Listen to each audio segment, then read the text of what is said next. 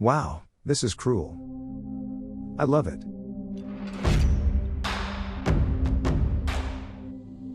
You found the best place for your vengeful needs. This episode gets kicked off by a man who cheats on his pregnant girlfriend.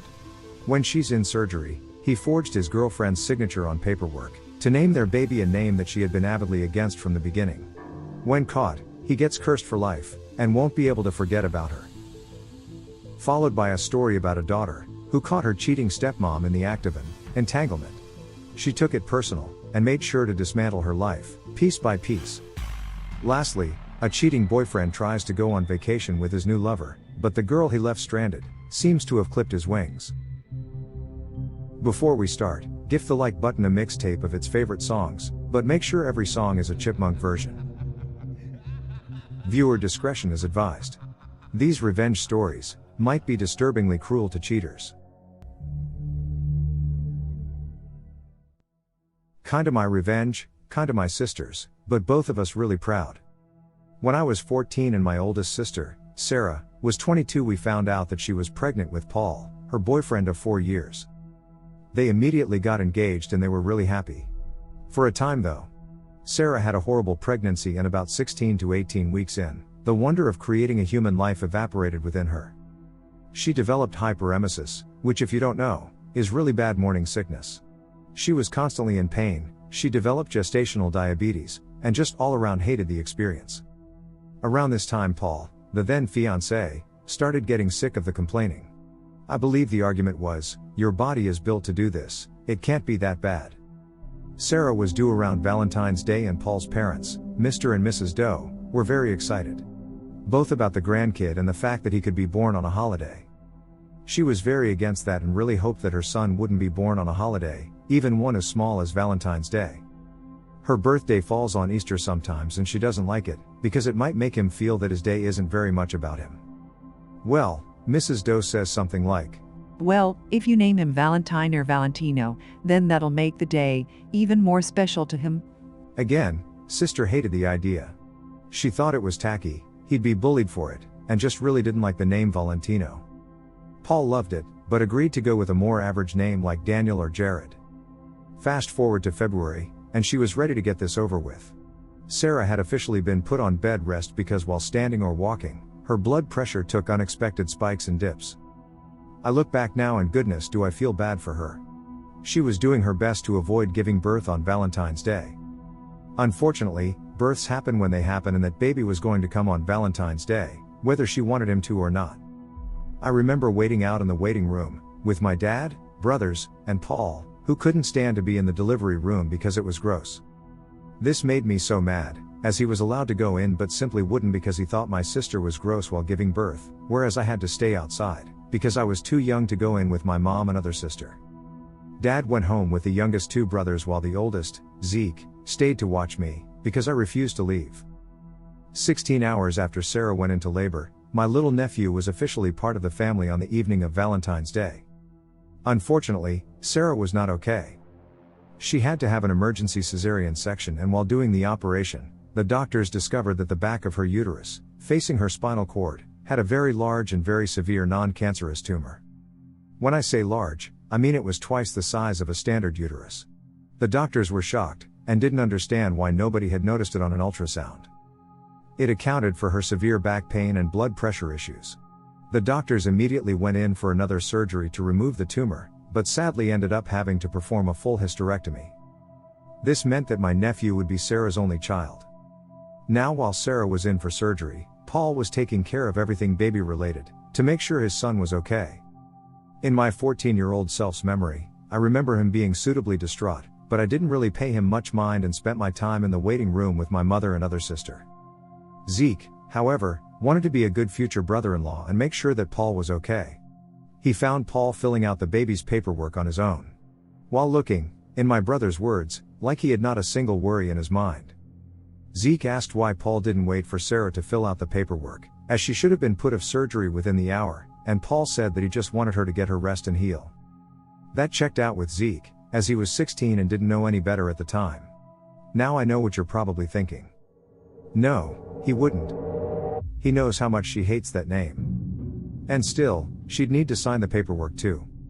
My fellow vengeful listeners, I regret to inform you that Paul forged Sarah's signature on the paperwork, and waited until she was out of surgery to hand said paperwork over. My sweet nephew that was born on Valentine's Day was named Valentino on his first official birth certificate. I still to this day don't know why Paul and his family were so insistent about the name. He had even picked out a different one with my sister. And before you ask, no, he was never brought up on forgery charges because his parents were witnesses to her signing the papers, even though they only got there at the last minute. So Sarah dumped him and got her son's name changed a month later. She was willing to split custody with him because that's her son's father and she wants the kid to know him, but Paul vanished and she never heard anything back, which seemed weirdly out of character to us. Until a mutual friend was tagged on Facebook, in his wedding pictures 6 months later. Paul had apparently started cheating on her not long after she got pregnant. Sarah was livid, but there wasn't much she could do, so she filed for child support, and continued to live her best life. Until 6 years later. My friends, this is where the revenge starts. So Sarah has been a single mother for the past 6 years and has been amazing at it. At this point in my career, I've been a hairdresser for about 8 months at our local Great Clips. I'm working one day, and guess who takes a seat before me? It's Jane, Paul's wife. I take her back for a trim and she clearly has no idea who I am. That adds up because a mutual friend that still keeps in contact with Paul said that Jane doesn't know a thing. She has no idea about Sarah, that she was the other woman, or that Paul actually has a kid that he's been, infrequently, paying child support for. She's in the dark on it all. I told myself not to be an ass and treat her like a normal customer, which I did. Now at this point, Jane was heavily pregnant, so a lot of our conversation was about that. She loved being pregnant, but it was hard. Her husband was so unsympathetic, big shocker, and she was due in 10 weeks and they still hadn't picked out a name for their baby girl. Ladies and gentle peoples, this was my chance. I asked what kind of name she was looking for and she said, I want something unique and unusual, but not ridiculous like braintelege.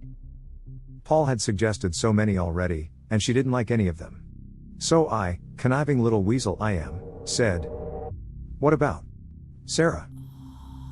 My sister's name isn't actually Sarah, she was named after an older family member that passed not long after she was born, but there was no female equivalent for his name, so our parents created one.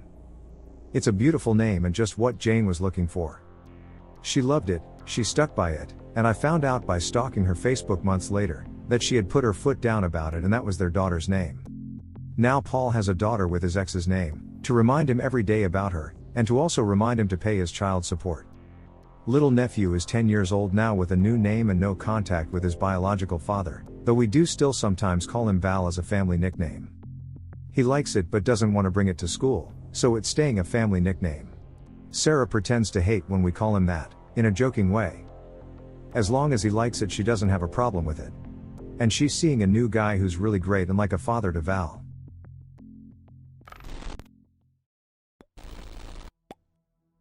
This story is told from a female perspective.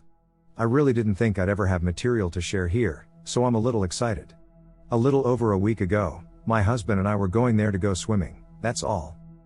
The local pool is always overcrowded this time of the year, so we figured we'd just go to one of the 4 hotels with pools. This hotel has the nicest one and it's indoors.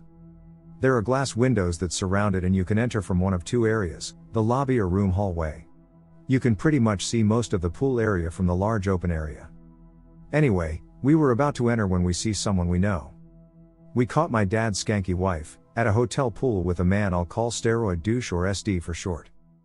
Guess what they were doing? Hint, not swimming. I knew the douche, she and SD had some history. About a year ago she left my dad for SD. This was just a mere 6 months after my father married her. SD knew she was married, he was even friends with my dad before his wife left him the first time for SD. So my dad let her go and started the divorce stuff. Unfortunately, she came crawling back to him before the divorce could happen. She claimed SD beat her, SD doesn't love her, she made a mistake. So my dumb dad takes her back. Now here she is, only 4 months later, playing tonsil hockey with SD at a hotel pool, when she should be at her office working. She didn't see my husband and I. We were just lucky they weren't exactly facing the entrance we were at. Plus it's hard to notice others when you're sucking face. We were able to back up a bit and take a couple pics through the very large windows, and slipped out of there. I'm not going to lie. I was super pissed. I will note the pics aren't the best, but they are identifiable. I was going to send the pics off to my dad right then and there. However, hubby and I decided that there was more that could and should be done. Now I'll try to keep this brief, but there's something I need to add. My dad has supported this woman and her children for years, and she is not a cheap woman to have around. She has only very recently gotten herself a job. A very nice one, in fact. She is actually in the process of owning about 1/3 of the business. My sisters and I have speculated that this recent success might be because of extramarital activities with the fairly wealthy recently divorced business owner, who spontaneously took my dad's wife under his wing. I'll call the business owner B.O. Now, I had no proof that she was cheating on my dad with B.O., only with S.D. However, I figured it wouldn't hurt to reach out to B.O. with my findings to see how he would react. Since she was supposed to be at work, she must have called off. So I called her office. "Hi, I'm calling about skanky wife, is B.O. there?" I should mention, my dad's wife pretended to be a loving stepmom. She's not. That also meant pretending to have a hard but endearing relationship with me. In fact, her office is plastered in pics from Facebook of myself and family. So people in her office know who I am and didn't have any issue with transferring me to B.O. Hey, is everything okay with skanky wife? Well, kind of, it depends. How close are you really with my dad's wife? Excuse me? He totally stammered. Never mind. Look, I'm going to be straight with you. Skanky wife is out with SD, when she should be there working. Silence. I disrupt the uneasy silence with a, "Hello?" Why should I believe you? All you've done is lie about her? This reminds me, my dad's wife is a permanent victim everywhere she goes. I'll send you some pics I took. What's your email? I send the pics and get no response. I decide to call SD's gym, which is also my gym. There's been a pretty awful rumor going around about SD. Apparently he's been selling steroids to fellow gym members. So I told them SD tried to sell me steroids there last week. This was a lie. I told them I didn't feel safe going there anymore, so I'd like to cancel my membership. They asked if I was going to go to the police and file a report. I told them no, because SD was prone to anger and I didn't want to risk retaliation. They understood. Membership canceled. I know this seems irrelevant, but this gym takes these kind of things seriously, especially when a complaint results in an end of a membership. At the very least, they will be looking to cancel his membership too. After this all, I finally send my dad the pics I took of his wife, with a long drawn out message about support and love and whatnot. Now to the good part. It's been a week since I saw what I saw and did what I did. Here are the results of my half-assed sabotage. Skanky wifey lost her job, and any chance at being a co-owner. B.O. trashed her crap in the office and actually made a huge scene. Which led to a pretty nasty and heavily detailed review on a local Facebook rant page, from a customer that was in the establishment. Our town is pretty small, so a review like that can be a bit damaging, and because of the contents, it really hurt Skanky wife's image. Someone even shared a story about her husband having an affair with my dad's wife 3 years ago at her last job. Wouldn't you know it, SD had rented out a locker at the gym. Since the waiver you signed to rent a locker allows the gym to open your locker whenever they feel necessary, SD ended up getting his locker searched. What they found in the locker, according to the police blotter, was a freaking unregistered handgun. So poor SD is going to prison probably. Nice, a seriously great way to bullshit myself into a win. Did I mention he's a felon? You can guess how that worked out for him. Bye-bye. My dad's wife is now living in a hotel. Between the pics, B.O. firing her and then SD being sent away, my dad threw her ass out. She is super upset about SD. Hysterical to be more precise. She did give me a call. I let it go to voicemail. I couldn't really make out what she said, but between the shrieks and sobbing, I caught a "I'm going to kill you, you ruined my life." I might get a restraining order, but I'm not sure yet. I'm kinda giddy about this. She refuses to come see her kids who are still living with my dad. My dad is being civil and trying to keep everything super calm for them. She doesn't seem to care about my dad or the kids at all though. He adopted the kids, and one is my actual half-sister. They are good kids, and I would never go out of my way to hurt them. I'm making sure you all know they are in a good place. None of them are older than 10 years, so a lot of what's going on right now is being kept from them. My dad loves them and so do I. I also wouldn't tell them the truth about their awful mom. That's not my place. My dad will hopefully start being happier.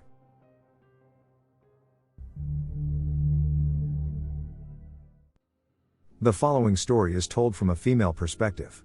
My ex and I used to go to a Cancun resort every year, with a bunch of our mutual friends. I found out my ex was cheating on me, when I accidentally got a flight confirmation email, for tickets he booked for himself and the other girl. It was rough. Tried to have a civil breakup, but he refused to pay me for the Cancun vacation that I had already paid for. I tried to get my money back from him, but he refused. After our breakup, it took me several weeks to find a new place to live and move my things out of his house. On the last trip to the house, I asked him one last time for the money, and he refused again. So I accidentally packed his current passport in my last box of things, and left my expired passport in its place. Since he already booked the tickets, he apparently didn't check the passport, until he was at the airport and was denied the international flight, because he didn't have a current passport. I never got my money back, but I did get immense satisfaction that he didn't get to go on vacation last minute. I gave the passport back a couple weeks later, when I discovered it in a box of things to unpack. So weird, right? He asked for a refund for the flights and I told him I would be happy too, if he refunded me for the resort, which was much more expensive. He declined. These are the similar short stories from commenters. After my ex gave me a day to pack and move out. He and his cheating partner, who was a friend of mine, had been cheating with each other and started gaslighting me. I tried to end things, tried to move out. He convinced me to stay, and he wasn't really cheating. It was my mental illness making me paranoid and feel this way. So I stayed a bit longer in false hope, until he decided he wanted to go steady with the next person and he'd eventually leave for his next prey. I found his stash of Troy silver ounces in my things a while after I'd moved out and moved on. He had hidden them in my things, because he had a lot of government paranoia and thought silver would never lose value. Which is fair, but why stash your values in the property of the person you're cheating on and gaslighting? On top of him making me move out with such short notice, he always took his valuables and stole some of my electronics. The ounces ended up selling for more than he stole from me, so I think it evens out? Maybe it was a guilt thing leaving them. Similar story here. Cheating ex-wife had a new boyfriend within a night after I left her. Now, because we'd never been on holiday abroad, no money, and 2 young kids, when she got her new passport, she put it in her maiden name. She paid for the trip with her credit card, while refusing to pay me child support. The children lived with me. She went to pick the tickets up at the airport, and was refused, as the name didn't match the credit card that they were bought with. So, instead of Oslo, they ended up going to Skegness, we're based in the UK. I know that when she found out, she kicked off so bad she was almost ejected from the airport. I did something similar to my ex many years ago. Same problem, she was cheating. Her and the new fella were going to go on a group holiday to Tenerife we had booked previously. She planned on just paying to change the name on the booking when they got to the airport.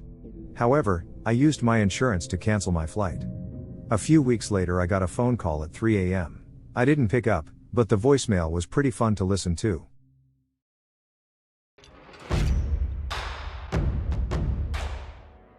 Thank you for enjoying this episode, which was made with artificial love. Subscribe to receive future episodes, and tickle the like button for good karma. Do you have any experiences surrounding this topic? Share yours below, I'll join the conversation. And I'll be seeing you in the next one.